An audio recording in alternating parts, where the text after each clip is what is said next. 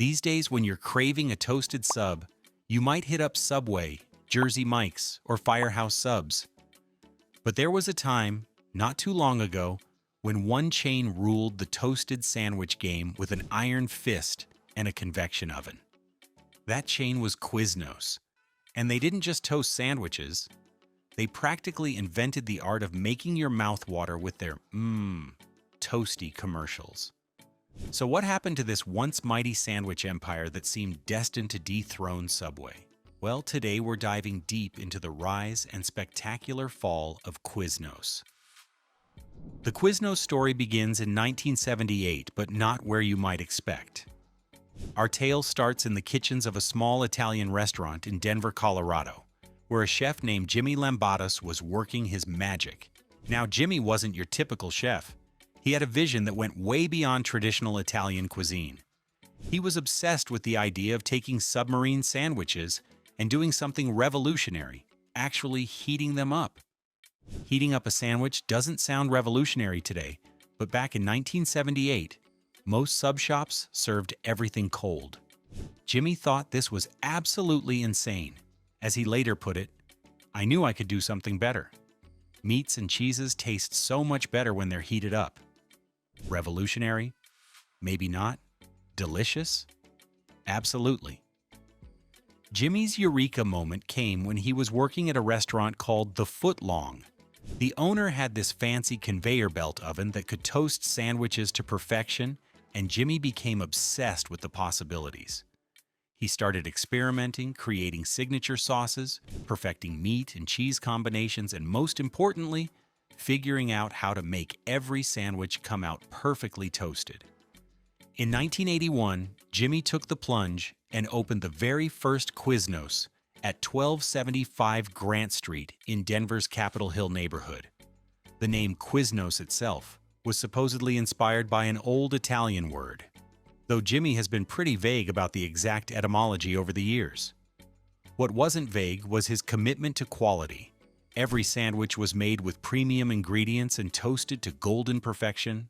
The original Quiznos was tiny. We're talking about a hole-in-the-wall operation that could barely fit a dozen customers, but what it lacked in size, it made up for in flavor. Jimmy's signature creation was something he called the Italian, loaded with capicola, salami, ham, provolone, lettuce, tomatoes, onions, and his secret weapon, a red wine vinaigrette that he made fresh daily. Word spread quickly through Denver's food scene. This wasn't just another sub shop, this was something special. The toasted bread was crispy on the outside, but still soft inside. The meats were warm and flavorful. And those signature sauces, they were unlike anything anyone had tasted before. If you like our content, like and subscribe to Built to Eat. But in 1983, Jimmy made a decision that would change everything, and not necessarily for the better. He sold his baby to a father and son duo named Rick and Richard Schaden for what was reportedly a pretty modest sum. Jimmy later admitted he probably should have held on to his creation a bit longer, but hindsight is 20/20, right? The Schadens weren't restaurateurs, they were businessmen with big dreams and even bigger ambitions. Rick Schaden had a background in real estate and franchising, and he saw something in Quiznos that Jimmy might have missed: massive scalability. While Jimmy was focused on perfecting sandwiches, Rick was envisioning a nationwide empire. The Schadens immediately got to work transforming Quiznos from a single Denver location into a franchise operation.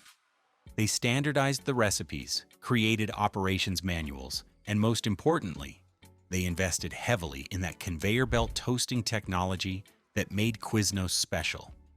By 1985, they had 14 locations, and the growth was just getting started.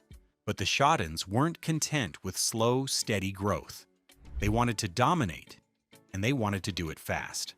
Throughout the late 1980s and early 1990s, they aggressively pursued franchisees, often targeting entrepreneurs who were looking for their first business opportunity. The pitch was compelling. Join a growing brand that offered something unique in the crowded sandwich market. The strategy worked. By the mid-1990s, Quiznos was expanding at a breakneck pace. The company went public in 1994, and suddenly everyone wanted a piece of the toasted sandwich action. The Schadens used the influx of capital to accelerate their expansion even further, opening hundreds of new locations each year. In 1997, Quiznos achieved a milestone that seemed impossible just a few years earlier. They became the fastest-growing franchise in the United States. We're talking about a company that went from a single Denver location to over 1,000 restaurants in less than 2 decades.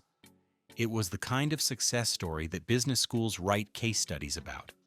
The early 2000s were Quiznos' golden years.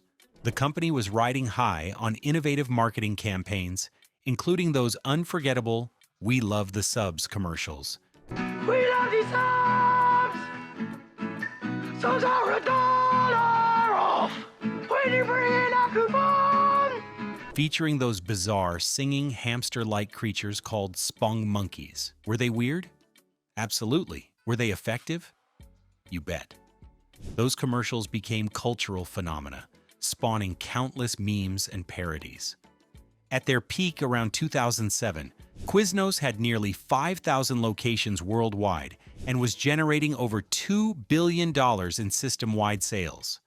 They weren't just competing with Subway anymore. They were legitimately challenging them for sandwich supremacy.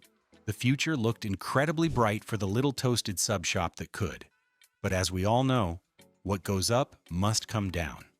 And Quiznos' fall was about as spectacular as their rise.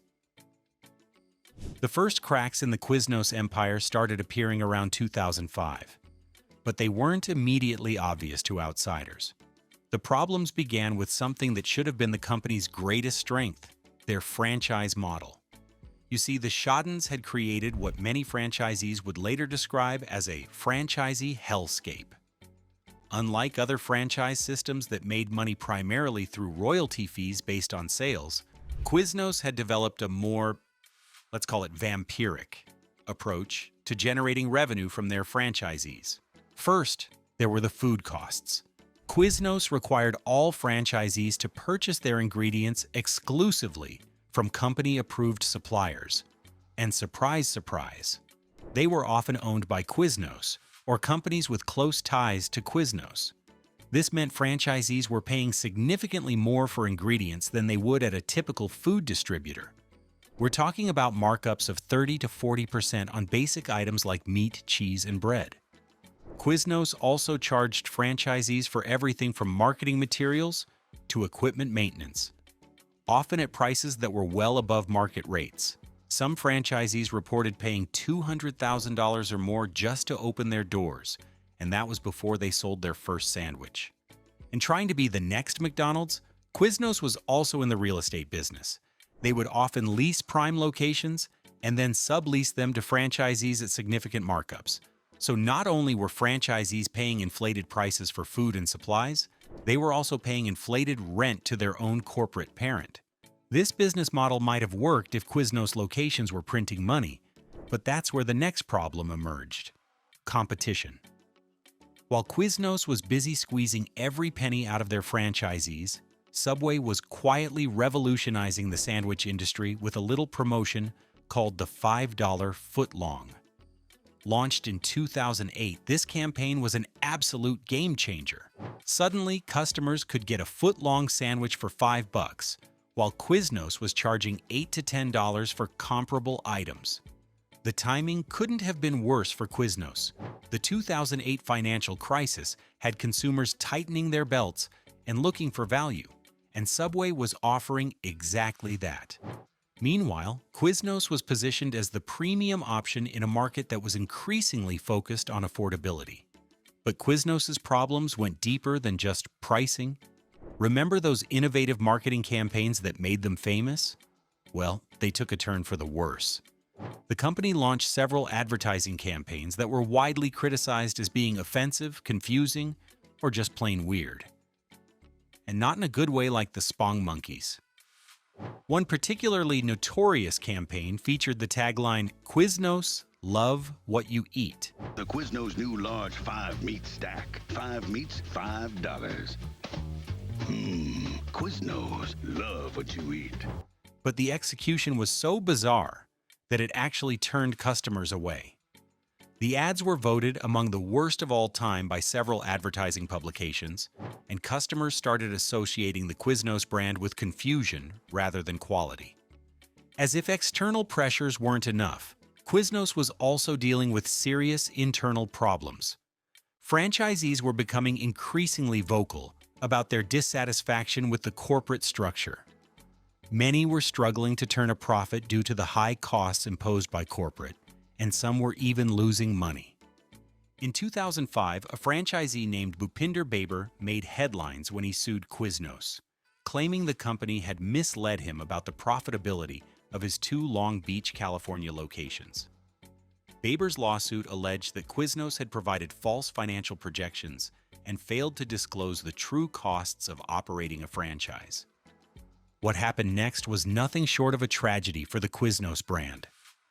Baber's case opened the floodgates, and soon dozens of other franchisees were coming forward with similar complaints.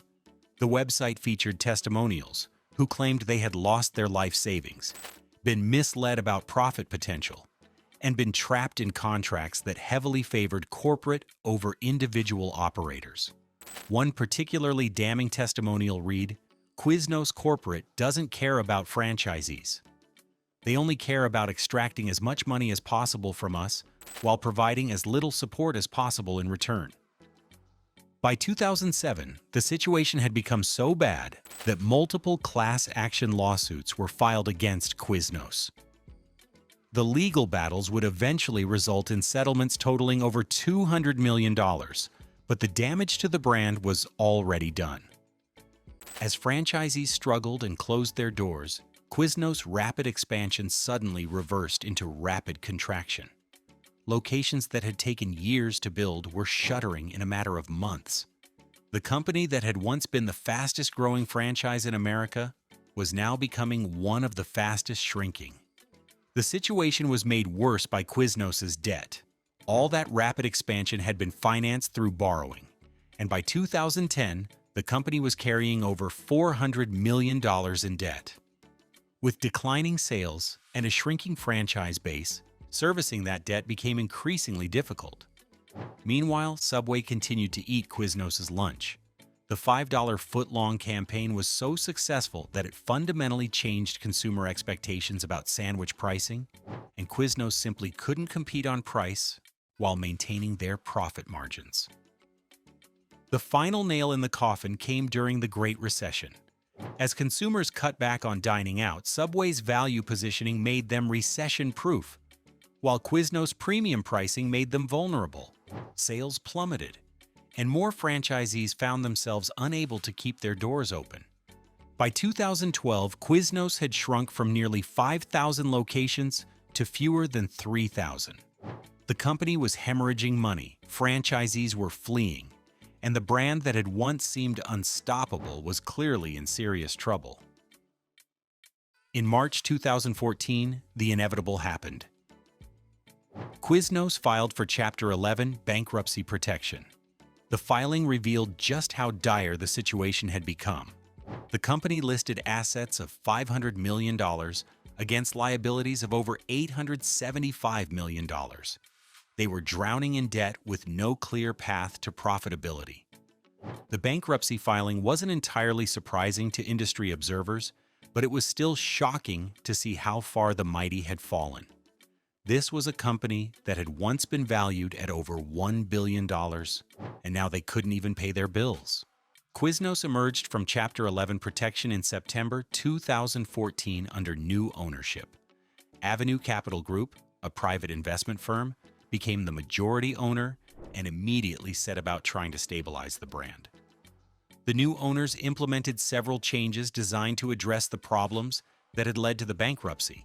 They reduced the fees charged to franchisees, gave operators more flexibility in sourcing ingredients, and launched new marketing campaigns designed to rebuild the brand's reputation.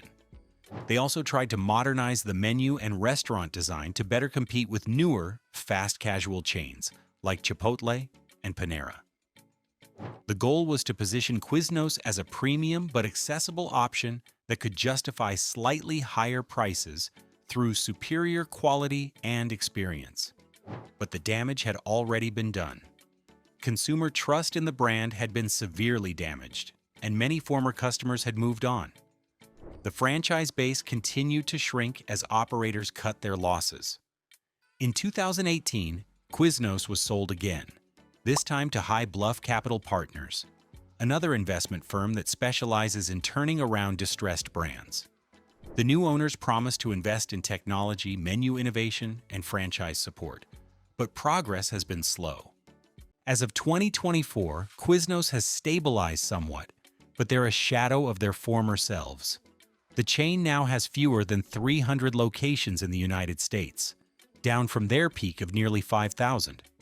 Most of the remaining locations are franchised, and the company has largely retreated from major metropolitan markets to focus on smaller cities and non-traditional locations like airports and college campuses.